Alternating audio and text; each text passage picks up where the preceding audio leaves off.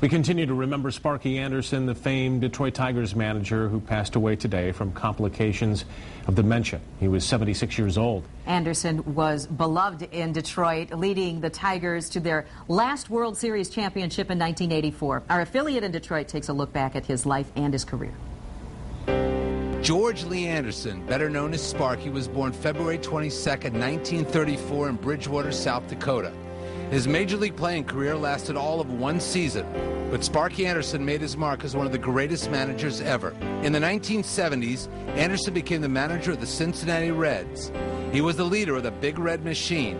In 1975, Anderson led the Reds to a world title and repeated in 1976. 2 years later, Anderson was fired by the Reds, but landed in Detroit on June 14, 1979, and the rest was history.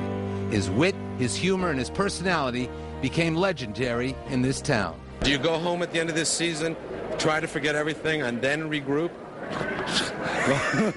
You go home. In 1984, Anderson's team was loaded. They started the season 35-5, and they brought home Detroit's first world title since 1968. Kirk Gibson's home run in Game 5 was captured on Sparky's face, and his reaction was priceless in the dugout. And there it goes!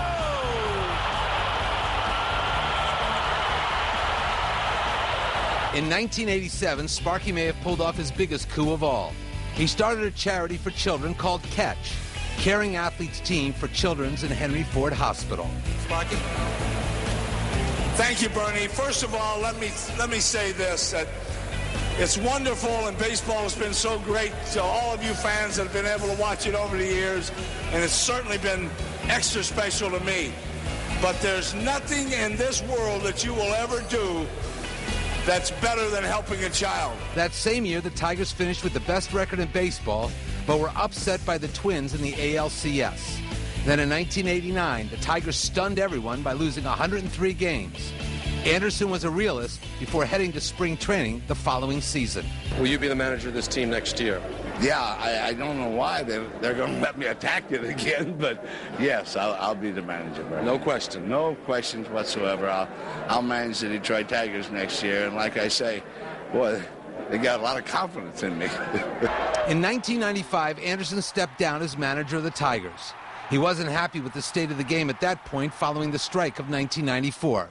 But he still remained close to Detroit and would visit quite often from his home in Thousand Oaks, California. I will always miss and always follow the Tigers, because this is home. I spent 17 years. In the last 17 years, I spent more time here than Thousand Oaks, California, my home. George Lee Sparky Anderson. Then in 2000, the ultimate honor. Sparky Anderson was inducted into the Baseball Hall of Fame. He was a student of the game, and he knew that this honor would be the biggest of all. There's two kinds of manager. One that ain't very smart. He gets bad players, loses games, and gets fired.